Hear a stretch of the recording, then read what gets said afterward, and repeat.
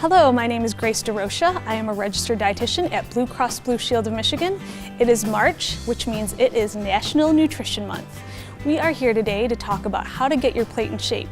So listen to some great tips about all the food groups and how you can eat healthier and more nutritious food. Hi, I'm Leah Blinstrub and I'm a registered dietitian at Blue Cross Blue Shield of Michigan. And today I'm here to talk about shaping up your plate with whole grains and vegetables. So one of the main things that we want to start with is portions of whole grains. When we're talking about cooked pasta and cooked rice, 1/3 of a cup is going to be one portion. So keeping that in mind is a good idea. Also, aiming for as many whole grains as possible is a good idea. So looking at your labels and making sure that your labels say 100% whole wheat is good. Also, finding ways to add extra whole grains to your diet is a great idea. So adding things like oatmeal to your pancakes is a good choice. Otherwise, adding whole grains like whole grain pasta to macaroni choices is good. And when it comes to vegetables, making sure that you're mindful of portions. Once again, half of your plate should be fruit and vegetable content. So one serving of vegetables is going to be a whole entire cup if it's going to be raw, and a half a cup if it's going to be cooked. So that would be one serving.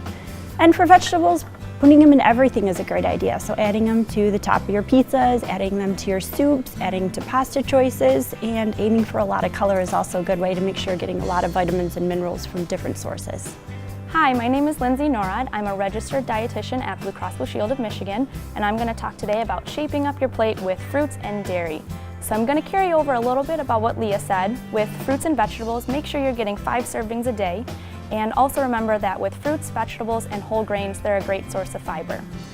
Some ways to get extra fruit in during the day is to add a little bit of fruit to your breakfast meal. So if that's adding some fruit on top of your oatmeal, or if you're adding some fruit preserves on top of your pancakes, all good options. So when thinking about the dairy group, you want to remember a couple of things. First of all, take a look at the amount of fat that you have in there. So look for your lower fat options, whether that's 1%, 2%, or your skim milk. Also, when thinking about dairy, remember they're good sources of protein, calcium, and vitamin D as well. And you can have some great substitutions with the dairy group. When you're thinking about yogurt, you can substitute that in for sour cream, cut back on the fat and calories a little bit, and still have a really great dip if you're mixing that with some of the veggies. And I am closing with talking about protein here. We had Leah who discussed whole grains and vegetables, and then Lindsay talked about fruits and dairy. And a good segue is dairy had protein, but then we also have a variety of other foods with protein. So, with that being said, you do want to pick a diverse range of protein throughout the week. About 1/4 of your plate should be protein. So things like meat, chicken, fish, nuts, beans, cheese, and even peanut butter actually has protein in it. Something the size of a deck of cards or a checkbook for fish will give you a 3-ounce portion.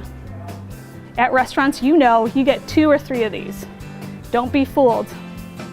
And then when we're talking about nuts, nuts have heart-healthy fat and protein, but you do want to keep that limited to about 1/4 of a cup. You don't want to overdo it with the calories and the amount of fat. So now we talked about shaping up our plate, but we also can't forget about hydration. We want to drink our water, at least 64 ounces of water a day, or you can think about half of your weight in ounces of water. And also take into consideration if it's hot outside or if you're exercising a lot, you definitely want to make sure that you replenish your body. Another option that you can think about without calories and still getting some hydration in is things like carbonated waters that have no sweeteners, no sugar substitutes, no sodium. This is an example of one. It's basically like club soda, but it just has a little bubble, but also a good source of hydration and water for you.